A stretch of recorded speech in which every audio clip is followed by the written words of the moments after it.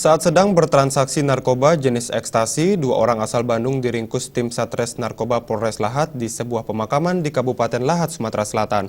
Kedua tersangka ini langsung digelandang ke Mapolres Lahat guna penyelidikan lebih lanjut.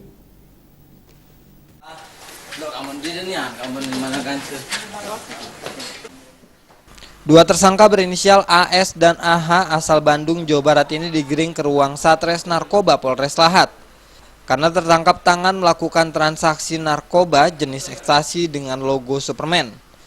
Pelaku ditangkap di kawasan tempat pemakaman umum Talang Kapuk, Kelurahan Pasar Lama Lahat.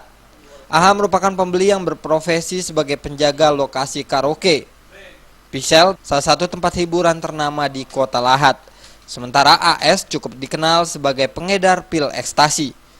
Barang bukti yang berhasil disita petugas sebanyak 2 butir pil ekstasi logo Superman yang saat ini dikirim ke Polda Sumsel untuk memastikan asli atau palsu. Di mana mereka jual semua? Siapa namanya? Ya, Andi. Andi ya? Di mana? Di jalan. Di jalan? Di jalan? Di jalan Talang Kapuk. Jalan Bogor. Dari 2000 biasa mereka ini 2012 kalau berapa kali sudah? Logonya Superman.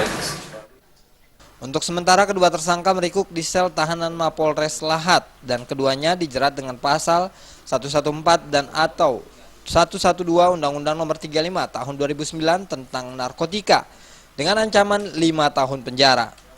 Dari Kabupaten Lahat, Sumatera Selatan, Jamil Hasan melaporkan.